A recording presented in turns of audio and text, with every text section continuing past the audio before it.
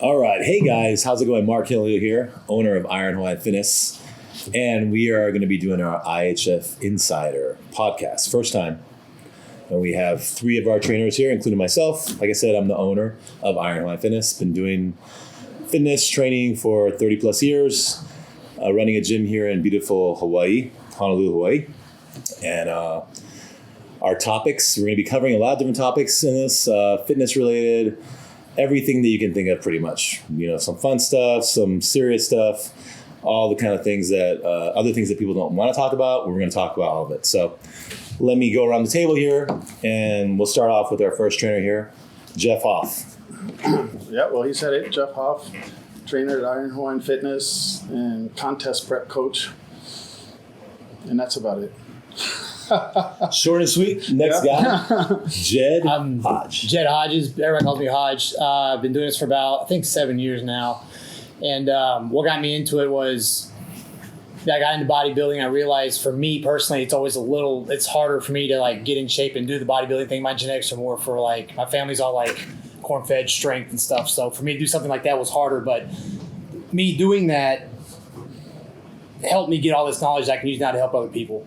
Because I have had weight battles and stuff growing up, and so I know how to relate to those people that have a hard time as well. And I do contest prep, and, train athletes, anything. I don't really limit myself because I don't like to. I think if you limit yourself, then you limit the knowledge you can gain. So, yeah. All right. Last guy here, Jody. I'm Jody, also a personal trainer and coach. I started playing sports when I was super young, all kinds of sports. Soccer, basketball. Then I got into like BMX, so racing bikes. From that to dirt bikes. Got hurt a lot, all the time. From that into high school football. Played 3 years high school football. Actually decided to quit my senior year so I could do bodybuilding. Just because I kept getting a lot of slack from my varsity coach. So I decided bodybuilding was more important to me. So when I was 17, I started getting ready for my first show and competed my first show a week after I turned 18. And then competed in bodybuilding for about 11 years after that. Stopped about a little over a year ago, just with some health issues and whatnot. But I do have like lots of lingering injuries. Did some powerlifting too for a while. I got my degree in kinesiology, exercise science. Got my first certification as a trainer right after I turned 18 as well. A lot of experience and a little bit of time, I guess. But yeah, I think. Well, since you guys are going over history. Well, yeah. I mean, we're doing a full. This is the full. This is supposed to be a full biography. But Jody wanted to elaborate on that, so that's what we're doing. I figured if I die soon, it's on this podcast. Jody, just a fun fact: Jody's the youngest member of this cast. Kind of goes around in age, actually. Yeah, it does. 1 and 2, and then I'm the eldest. Can you tell? So anyway, Jeff, if you want to elaborate on your autobiography a little. Why has it got a quotation marks on it? Yeah, auto. Well, me in high school, I was a sloppy, fat gut, skinny, worst athletic type of person you can imagine. Kind of the last to pick in any, gym class participation. That's for sure. I'll be honest with you, I was just all into partying and chasing skirts. I mean, that was my high school thing. Like kilts? I got into fitness though, huh? Just like kilts? Oh, no. I mean, skirts. You were on the East Coast. It's an East Coast thing. Yeah. You were living up in Colorado, right? So but even on the East Coast, I'd never seen any kilts. That's But anyway, I got into fitness. All the Irish over there, when I got into martial arts, because then I was just getting my ass kicked, over and over, and I'm like, all right, I got to get in shape. Yeah. And then that's actually the very first time I ever stepped foot in the gym was right when I went to college in Ohio. And I fell in love with that right from the beginning. And then my very first bodybuilding competition that I attended was in 1989. So, and then I've been a fan ever since. Never thought I could do it because I was never big enough. And we're going to actually get into this topic in a little bit. how everyone thinks they can do it. But I never, even though I was since I moved to Hawaii, I don't think I missed a single, I went to every Hawaiian Island show that it was having, and maybe missed one or two because of a vacation or here and there. But and still, I never thought I could compete because I'm not that big. Those guys are huge. Those are huge. Right. Until somebody at the gym, a former champion, I forget his last name, but I won't say his, probably not appropriate anyway. And he came up to me. He's like, "Wow, are you getting ready for a show?" And I'm like, "Oh, I'm not competing." He's like, "Wait, you should compete, man. You look unreal." Yeah. And then I was like, "All right, let's give it a go." Sick. So I guess I competed for about 7 years. Oh, okay. Yeah. All right. Thought it was more. Huh? That's cool. Oh, maybe it is. I'm pretty terrible with dates. Right. Yeah. But I've been a fan of the sport, loved the sport. I actually was coaching others before I ever stepped on stage. Oh, wow. Yeah. Okay. That's good. Yeah. All right. That's awesome. my Yeah. history. Well, I mean, I can tell a little bit more of my background, I guess, because I started just a little bit more, guys. Come on. Hang in there, people. Started actually getting to bodybuilding because of sports. So I was playing high school, wrestling, football, kind of just started lifting, started getting pretty good development from it. And noticed, this is back in the 80s now, so that's telling you how old I am. Decided, kind of saw some of the magazines that were out there, and I was pretty impressed, and I wanted to kind of look like that. So at a young age, probably like 14, 15, I started training, and by the time I was 19, I had competed in my first show. That was back in 88. And yeah, old. That was the old days. And so I did my first show back in 88, and I did a few shows, teenage shows. And I think I did 3 shows, placed third in all 3 of them. So I was pretty stoked about that because I was able to actually win. You take home an actual trophy if you get third place. So that was cool. Was there only 3 people in the competition? There was 3.5. So it was no. Well, there was actually 2, and I got third. So I don't know what how that worked out. But yeah. No, it was pretty good. There were small shows. I mean, I think there was like one show there was 10 guys. Oh, yeah. So that was good. Yeah. I came in third out of 10. The other show I think there was 5, and another one I think there was like 4 guys. So whatever. But anyway, that's why I started bodybuilding, and I really just fell in love with bodybuilding early on, and I did it on and off for years. So I competed, did about 30 shows, I'd say, over from 1988 till 2015. I think was about my last time when I decided to kind of change it up a little bit. I got injured a bunch of times, and I just I think it was time for me to move on. Kind of got burned out from dieting and all that stuff too. So I was like, all right. So I still love it. I still love training, but now I'm more focused on running a gym, training clients, things like that. So that's pretty much it. I've been running this gym since 2011 when it was just me by myself. Little room about the size of this room. You can't see, but small, about 400 square feet. I remember those days. Yeah, about 400 square feet. And it was just me by myself, and then kind of started it like that and was able to, over the course of the next couple of years, get trainers, expand, and make this into a full-size gym. So that's a quick rundown. So anyway, yeah, we can keep going. We're done. Thanks, guys, and thank you. Come visit Hawaii in beautiful Kalihi. Yeah, all right. Beautiful Kalihi. I know. It's beautiful Kalihi. If you guys have never been to Kalihi, well, if you ever do come to Kalihi, you'll see what I'm saying when I say beautiful, okay? We'll show you guys some video clips. We'll show you some clips of what it looks outside of the building. It's not that bad, but compared to the rest of the island. I like it. Yeah. Hey, we like it. Yeah. We're in this big warehouse, so... Kalihi Valley's nice. Yeah, Kalihi Valley's nice. Kalihi Valley's like up the road, about 2 miles. But anyway, so we're gonna start off with Jeff here. He's got a few different topics that he wanted to talk about. So, what do you got for us, Jeff? Well, it's a topic we'll all discuss. Yeah. Going back to like I said, with all the recent categories now, because back when we were competing, actually when I did my first show, there was only.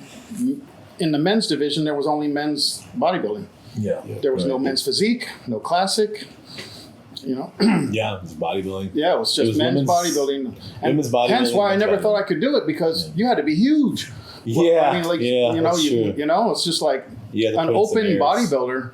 You know, when I say open class bodybuilder, that's like, and for my height, 6'1", but cool. I was like, no way, there's no way. Well, like anyone who looked like a men's physique guy was just a fitness model. Yeah. You know, and then there was the guys kind of like sort of the exception to the rule, but really couldn't break into it with the bodybuilding was like guys like Stan McQuay, right? Like, Right. Yeah, He got really lucky with like men's physique, classic physique coming out. He and did. then, but he actually, I think, he came out and actually won the bodybuilding show. Yeah. One or two. I met Stan Stan McQuay? coming up. Yeah, he actually he won a 212 show. Yeah. Yeah. And like, but I feel like just because of the addition of those classes, guys like Right. that were able to. Because it was, you know what it was the 90s, the late 90s. Like, that's when I was still training, trying to compete.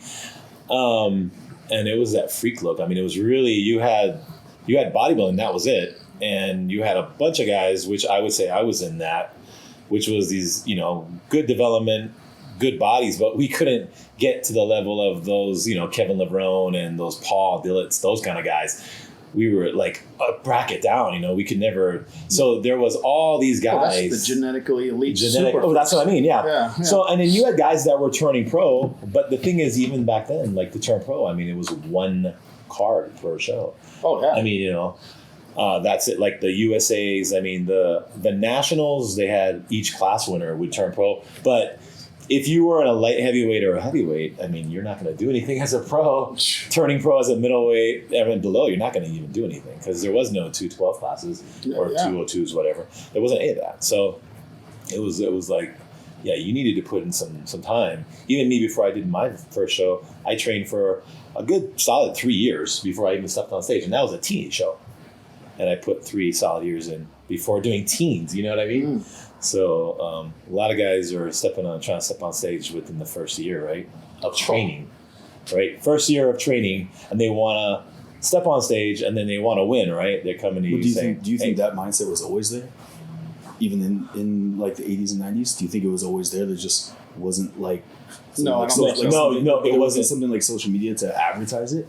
No. Social media is definitely advertising. Yeah, social media. Back then, I mean, I wasn't a coach back then, so I can't really say, but I think when you saw those guys back then in the 90s, they were monsters, right? Yeah. And, like, who would stand up on stage next to them if you weren't a monster yourself, you know? Yeah.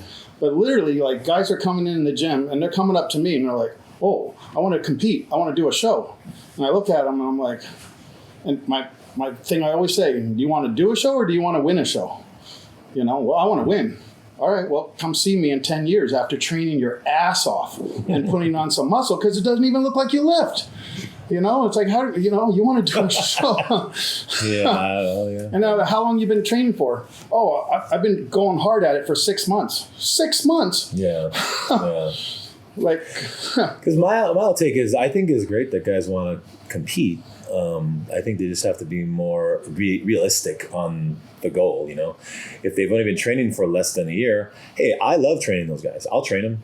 I'll get them ready, but they have to be realistic. Stepping on stage, okay. Well, that's what I said. Do you want to do a show or do you want to win one? Right. And everybody, I would say, no, I'll say everybody, but a lot of people will tell you that they want to win because nobody wants to lose, right? Sure. Nobody trains to come in 5th place, you know. Or well, there's an excuse. Well, I want the experience. I just say we don't want it to be a fucking shitty experience. Yeah. You know, you don't want it to, because they'll say that and they get on stage, and you know, some of these people, just because there's so many categories out there now that like every step of muscle you obtain can put you in a new category.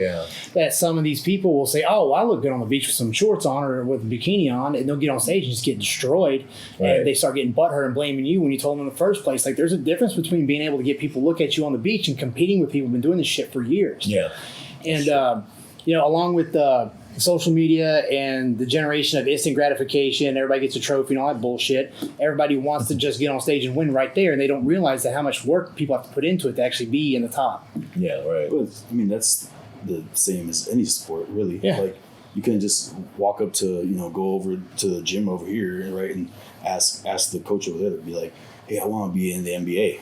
Yeah. or Division in 1 12 ball or weeks something to like be that. in the Yeah, NBA. yeah. Yeah. Like that makes no fucking And you're sense. 5'4". Yeah. Yeah, Like 5'4", can dribble the ball. yeah. You have to look at the ball at least like every time you're dribbling. You can't do anything. Yeah. It's like the thing But- is like there's got to be time and experience put into it. And I think that's you kind of hit it on the head though. That's the difference in like sports, right? Football, basketball, baseball. Like most people, if you go up to them, you say, "Hey, you want to be a baseball player?" They're like, "Oh, are you crazy? I haven't played," or "Oh, I play a little, but God, you got to play a long time to get to the pros. You got to put in the years." Right? But then in bodybuilding fitness world, hey, you want to, guys come in here, you want to be a, bodybuilder, you want to be a pro. Oh yeah, I want to make a pro card. I want to get that pro card. And they've been training for, like I said, a year or two. I'm gonna turn pro. And you're like, That's a whole nother topic. I they haven't even done their first show yet, but they want to turn pro. They want to turn pro, because they see in social media and all this stuff too, and they go, I can look like that.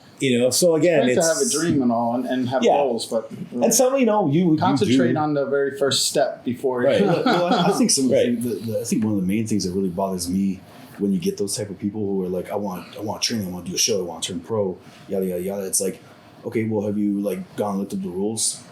Do you have like a favorite bodybuilder? Do you know anything about this? How about That's a good point. How about That's a real good point. no? That's This one chaps my fucking ass like all day long. This is a good I get these guys. This is a good one. A lot of ass and Yeah, shirts. because I get these guys coming up, and gals, and they're like, oh, I want to compete. And they've never even seen a show. Yeah. Not only have they never been to one, but they've never even watched one on YouTube. I mean, and no lie, like, and then like they come and they're like, wait, there's a routine in bodybuilding. Like, what's this thing I have to do? What's this posing thing I have to do? NBA pro. What the fuck? Because they've probably seen a basketball game at some restaurant or on their uncle's TV or something like that. Yeah. Yeah. But That's one thing that really part of gets it me. too is that there's in the commercial gyms, there's a hierarchy amongst like regular, gym goers, and competitors.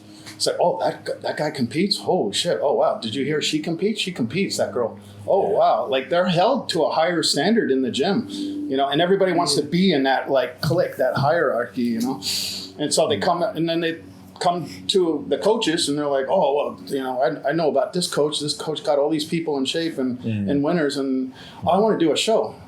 Oh, all right, cool. The sad thing though is I don't know what category because I don't even know what categories there are. Yeah. I would bet money that there's probably more people in the gym, just typical gym goers, that know more about bodybuilding than some of these people who want to compete. Probably. You know what I mean? Like just some guy who's been working on the same gym for 15 plus years or whatever probably has gone to some shows, Yeah. Well, that was me, Because they all live the same lifestyle because they were all in the gym all the time. Yeah, Right, so yeah. they've seen a lot of these guys come and go, but there's these guys, coming to the gym, they've been there for 6 months or whatever, now they're like, I want to be a bodybuilder. Right. I want to be a pro.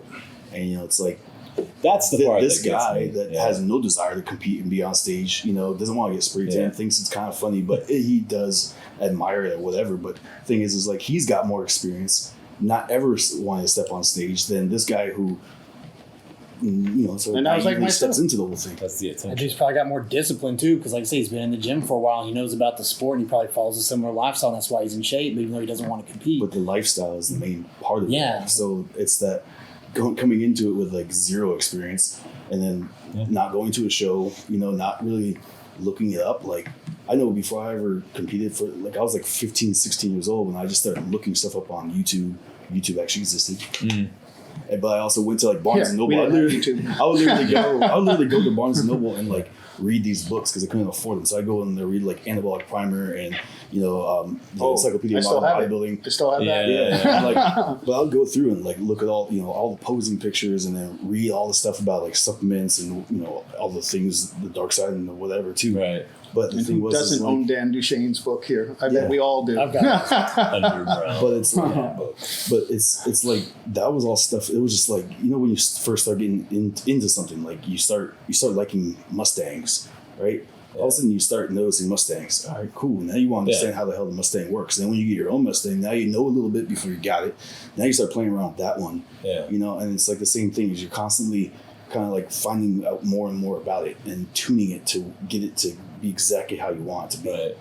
And it's like that's the thing where I feel like it's just like young kids who buy fancy cars. It's like they have zero experience. Last thing they drove was like the driver's test car, you know, and now all of a sudden they're driving around in this Lexus that their mom bought them.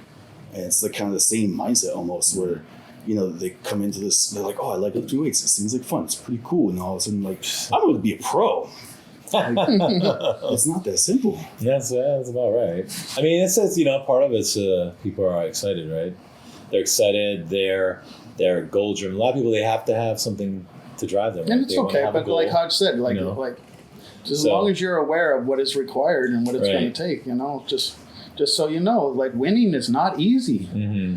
These people, no. like the people, even in the novice class, the people you're going to be going up against, a lot of them have done this multiple times. Yeah. You know, Yeah. Especially in Hawaii. Like I remember last contest I went to, we couldn't tell the difference between the masters and the Right. open bikini. Exactly. Because those women, Yeah. like in their 40s Oh. and shit, look better than the 20-year-olds. well, you know, as many shows that I've been to, some shows like the one actually that you went to, the masters class was way more competitive than the open class. Yeah. And I've even seen shows where the novice class was more competitive than the open class. Yeah. You know, you just don't know. Like when it comes to a local regional show, you know, Yeah, it's it's like, so it's true. yeah, when people are like, "Oh, it's novice, it's easy." No, it's not. Like Not there's some honest. You never know. freaking It's gonna there are show up. some freaking monsters in the novice class. That's You true. know, Well, what's like one thing you guys think would like fix it? One thing that would not necessarily fix it, but make it better. Fix what? The Just shows? coming into bodybuilding, just not knowing anything, and all of a sudden want to turn pro. Like, Oh, okay. if you could do like I one mean, thing, everybody has would that help, right like, to want it, you know, and everything. It's just, you know, It's our right to weed out the ones that aren't serious, though. Yeah. Well, like, so is that a responsibility on us as like prep coaches? Well, we shouldn't convince them that they can if we know in our head that they can't. And some people will do that just to make the dollar because they don't give a shit. But They'll- there's like a standard, like with, you know, NBA, NFL, they do combines. yeah. Yeah. You know, like, Well, yeah. There's no bodybuilding combine. So, when it comes to that Why stuff, not have a bodybuilding's like bodybuilding a different. The Yeah. athletes don't even get paid at the pro level. Bodybuilding's like Right. organized a lot It's different an than most amateur. other sports. and here's the thing: you're also only judged next to the people standing next to you, and that Yeah. could be anything, right? So, how many times, like, and we all know those people. In fact, I actually have clients where, like, well, I won the show. You were the only one in the category. yeah. Yeah, you know, you have because that. it was just one of those off categories, you know, like, you know, Mm-hmm. teenage or, you know, masters over 50 or something. You were the only one. this is over And you're 50 walking heavyweight. around like, look, I'm the champion, you know, and I'm like, and that's great. Yeah, But then I when you mean, go to do you're right. nationals, you're freaking last call out, you know, because there's 100 girls in your Yeah, class. and that's where the mind gets blown, right? Yeah. Especially people from Hawaii. It's a lot more difficult for people from Hawaii to go and compete in the mainland shows, just because of the fact the flying and all that. I mean, granted, you could be in any state and fly over, but I think it's just the cost wise. It definitely it has a bigger toll on people from here to actually go and do those mainland shows than it does for mainland people. You know, typically I feel like that. Because a lot of times people they'll drive, or even the flights are shorter. It just depends on where it's at, right? And then a lot of mainland people tend to, and this is an island thing, but a lot of mainland people tend to have a lot of friends and family that are in other states. And you look at a lot of local people that are born and raised here, definitely a lot less people in the mainland. And if you ask them where their families are, oh, I got family in California or Washington, or, you know, it's kind of, you start going more east, it's a lot less. So I kind of see that. So it does help having that support, you know, if you're from the mainland and you. So I think. Wait, where were you going with that? No, I'm talking about people competing and doing the mainland shows, and I think that it definitely is. For us, like, I feel like if we Like you're were saying that those in the people have mainland. an advantage? Well, no, yeah, because like here in Hawaii, you're limited to what you're seeing on this island. Whenever right, you're right, competing, right. It's a much smaller you're competing on what's on the island. demographic. Yeah, and then of you go to the competitors. mainland, and in order to go to the mainland, you're making a pretty big commitment because you got to go to the middle of the you know, of the Well, big states Pacific like and go over to the mainland to compete. You don't even know what's out there. I feel like a lot of mainland competitors are there, seeing a lot of mainland competitors already. So when they do these national shows, I feel like in a sense they kind of have a taste for it a little bit. Like here in Hawaii, you have no idea. Well, we're fishing a very small pond. Yeah. You know, so out there, like California, there's a show every week. Right. Well, that's what I'm Somewhere, saying. Florida, there's a show every week. And a lot of pros come out of those states. Yeah.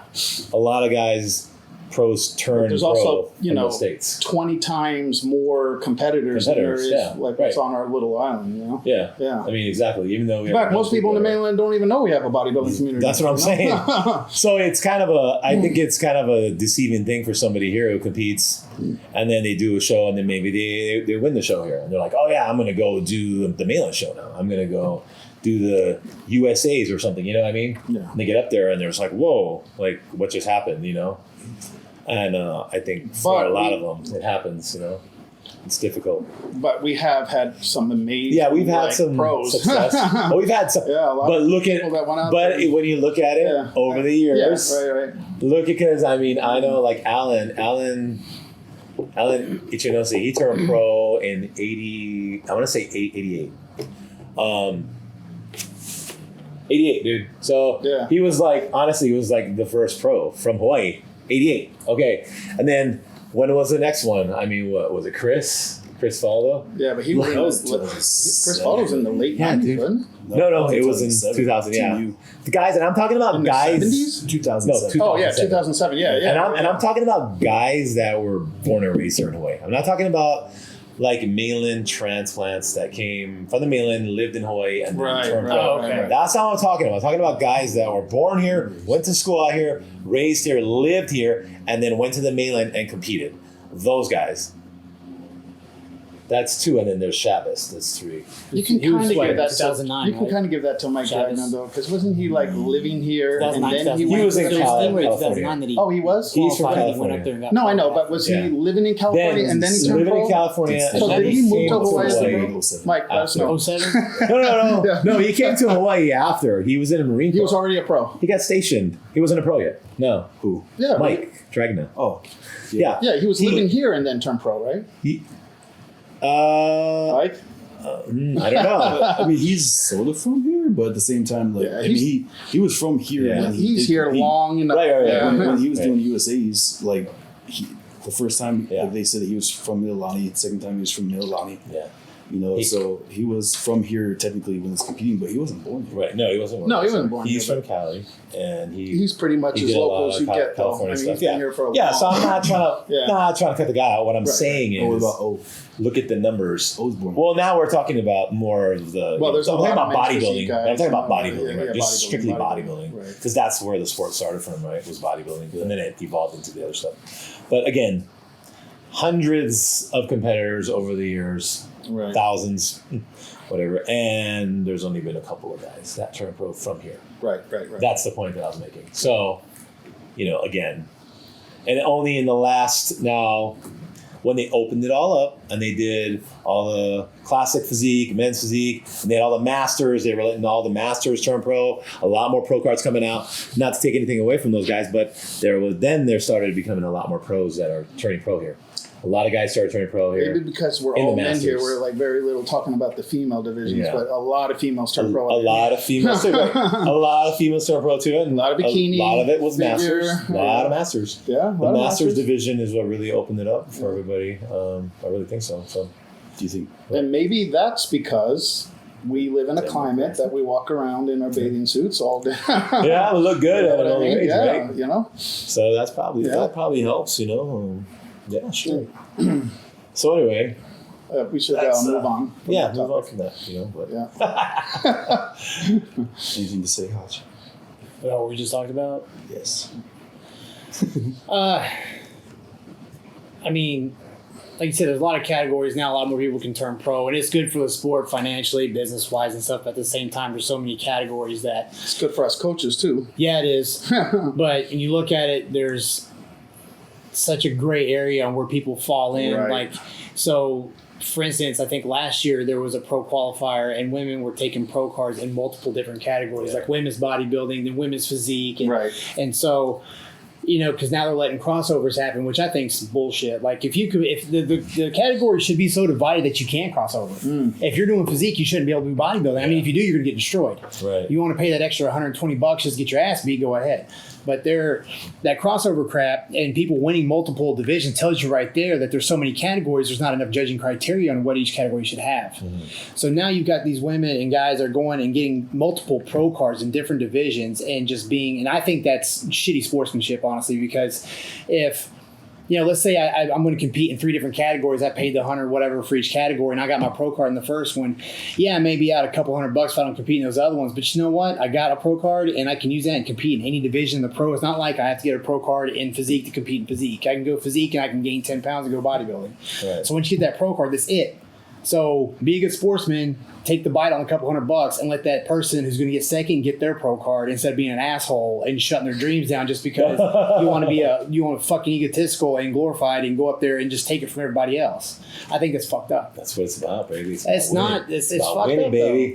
Yeah, but once you win, you win. Yeah, like, but I know what you're saying, but I hear you know, what you're saying, but yeah. it could go the other way too. Like you could like win your pro card in the one division and go to the next one and get your ass fucking handed to you. That's why I'm saying the judging criteria may not be divisible enough, because that's what should happen. Yeah. Like, if there's enough criteria in each category to have that category. I get what you're saying, but it's like when I did the Paradise Cup, where I won the overall in men's open bodybuilding and then the men's classic. It's just like, okay, I made weight. Okay, all right. If you want to say I belonged in this category, I was in the heavyweight category of men's bodybuilding, and I won against a super heavy. But I made weight for classic. You know what I mean? But it caused a shitstorm because I was apparently the first person in the NPC in America to win an overall in bodybuilding and classic in the same show. And it was all over the internet. It was just surprising that anybody pays attention to Hawaii bodybuilding, but apparently they were. And they're like, this is bullshit. It shouldn't happen like this. And then somebody the following week did it in Florida as well too. And they're like, we need a rule change. Well, also it also kind of fits into, like you said, what Judge was up there too. I don't know. I didn't see where you got those up, but I guarantee there's instances where people have won multiple cards of regional, and it's just been because I've gotten second by default quite a few times. So I can tell you from experience. When you get up to like pro qualifiers and stuff, I think it should be more divisive. I think if you get a pro card in one division, you should not be allowed to compete in the other two. And whichever other categories you enter, just to be fair to the other people. You do that. It's not really it's more of a sportsman-like thing. It kind of rubs me the wrong way. That doesn't because they already have a system in place for like people doing crossovers for like 35 and or 40 and over, 50 and over, and then like open, right? So if you win your pro card in one of them, then it defaults to the very right. So they should do that cross division. Yeah, that's not a bad idea, actually. That's what I'm saying. Like these people are going bodybuilding, then physique, and especially if they're winning their pro card. Well, that's what they're doing. Here's the thing about that, though, dude. Is like, say, there's guys who they like bodybuilding and they like doing physique. Like, there are some guys out there who enjoy both, and that's his thing. He wants to win. He wants to be a winner in bodybuilding, but he also loves doing men's physique, and he's going to choose one eventually, but he wants to do that physique too because he wants to win that. You know what I mean? He's like, I want to win. I want to be a winner in both because I like competing in both. You know what I mean? Because then there are those guys who just want to. I want to get a pro card. Like at I want to get a pro card. But they should still default it to the next person though, even if he does win both divisions. Right. But I'm with Hodge on that one, because. I did a small little regional show, but at nationals, if you win in bodybuilding, you're going to be way too big to be men's physique. You would think. That's how it should be, right? Is what I'm saying. You're going to look typically, like, what the hell? But, it's interesting. Yeah, you should be. But you've seen some of the Masters shows. That's where I see it more, in those Masters. And like you said, too, the judging's all over the place in the fact that sometimes, they pick that giant of a man, right? They'll get the big guy to win the men's physique. I've seen that.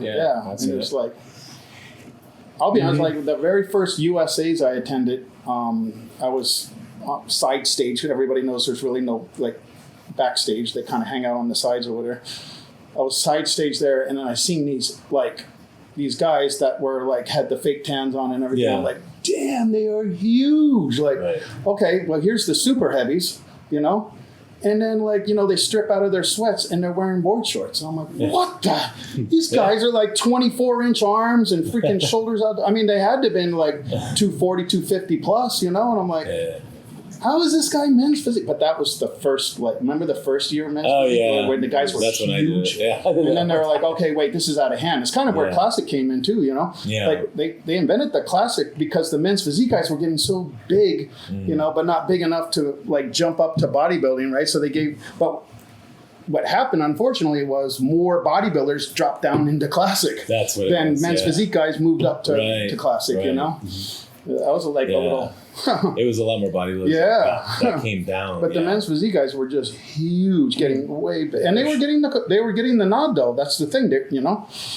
If they're getting the nod, it's kind of like the bikini. So that's another one that's just that judging's all over the place. It's like sometimes the girls are like, I prepped a girl and I thought, you know, as I was bringing her down, I'm like, oh my God, okay, wait. You're getting too shredded. Like, this is bikini. Like, we got to back off. You know? Yeah. Bringing them, you know, so I had to, like, soften her up, you know, a bit, actually, you know? And then they get over to nationals, and it was like, the girl that won had striated glutes and bikini. That's ridiculous. You know? Like, when she was moving, you could see the striations in her glutes. Yeah, and I'm like, I mean, they were shredded, you know? Shredded. Yeah, well, it depends on the judges, right? And what they want on that day. My least favorite of all of them. Like, and as a guy, it's probably like a weird thing to say. Yeah. You know, it's like I do not like watching bikini. And it's like, it's purely because it's like something that like Hodge and I were actually talking about earlier today was like is just like judging criteria is so different. And like, yeah, maybe they might have like a set standard or something, but obviously it's going to change based on what they have in front of them. So if it's like a bunch of super soft girls, you know, there's like maybe one or two like kind of hard girls. Most likely the harder girls aren't going to do as well, which I personally think should be like a preferred look. Yeah. Compared to like some girls are really soft and they do well in these shows, you know. But and I just think because it's under the whole umbrella of like bodybuilding in general, like bikini, like they should have abs, and I feel like, you know, if like you do see like a little bit of feathering in the quads or something, that should be okay. But you know, something that we were talking about was, you know, these girls aren't getting a whole lot of good like critiques either. So a lot of shows, you know, you have to, after the show is done and over with, you have to send your pictures in, you know, and you ask the judges what you need to fix or whatever, right? But I know back when I did my like very first test judging in 2007 or 2008, you know, basically what I was told was like follow what the head judge is doing, and then make your system like rank them sort of based on what you think you're seeing, not really on your own opinion. Wow. But you know, and I thought that was a little bit weird. Like, I'm not really allowed to have my own opinion, but you know what? I decided to anyways. I got some heat from it, you know, for doing that. But one thing I did like about that judge was that she was very, very strict on giving them critiques, like proper critiques. Mm-hmm. And so alongside with like our score sheets, she also made sure that we numbered down this notebook, and we left about 3 lines available where we had to write, you know, like pros and cons of every single person that stepped on stage. That's when they always did individual routines. Oh, okay. Like shows don't always do the individual routines anymore, which I think doesn't allow for them to really get a full look, like a good look, you know, from the judges. Yeah, it might take up more time, especially now because they keep adding more and more categories, which means more and more people, and then crossovers, and it just takes forever. I get it, but it's like in the end, like you're kind of hurting yourself because like we had to write down as they're on stage, like write things down about them. You know, like, okay, you know what, hair looks nice, makeup's good, bikini's a good color. You know what, well, could get tighter in the glutes, you know, the quad separation may be a little too much. Like, you write it all down because when you look at pictures after, you know, it's not always going to be 100% accurate. Some girls freaking transform on stage. Like, they look way better than they did backstage. But, you know, it also could be the opposite way around. It's like sometimes these people think they look so great, and whenever they get on stage, nerves kick in, whatever, start holding water or whatever is happening. All of a sudden, this person doesn't look that great anymore, but they still think they look as good as they did, you know, yesterday. Yeah. But the thing is, like, with those critiques, like, they could start to actually develop a much better criteria that they can keep following, along the way. So, like, there isn't this confusion, going into it. It's like, because, I don't think I've ever heard a coach not say, I don't know what bikini's looking for. Like, everyone that I've ever met that has ever had a bikini competitor has always been like, I don't really know what they're looking for.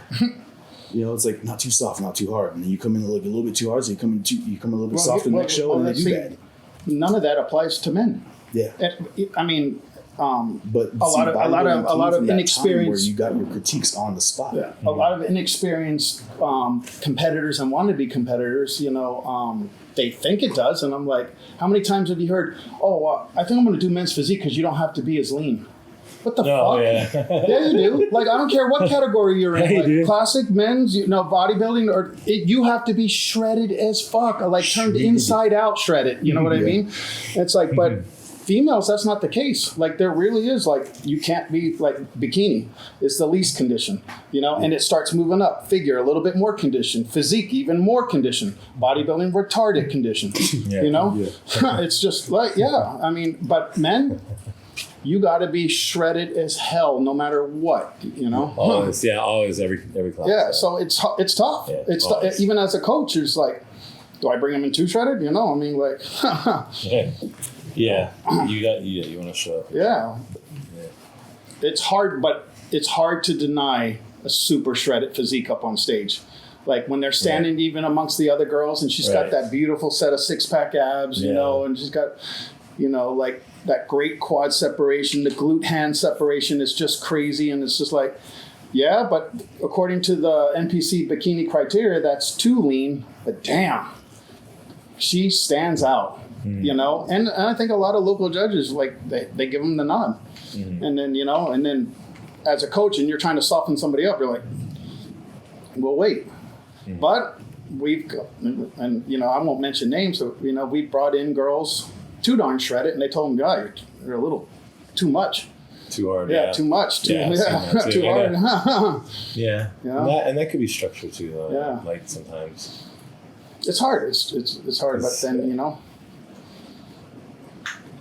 right, next topic. Perfect mix. Or do we even have time for another topic? It's one time. Jed's phone said, do cardio. You just have to. Jody can edit this part right here.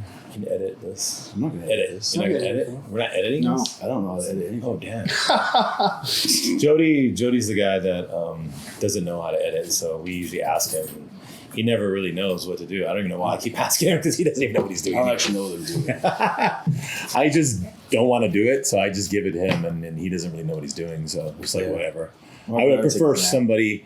Yeah, I usually take a nap, and I just have him do it, because I prefer somebody else to do it, even if they don't know how to do it. So it's better. But I'd prefer to be taking a nap too.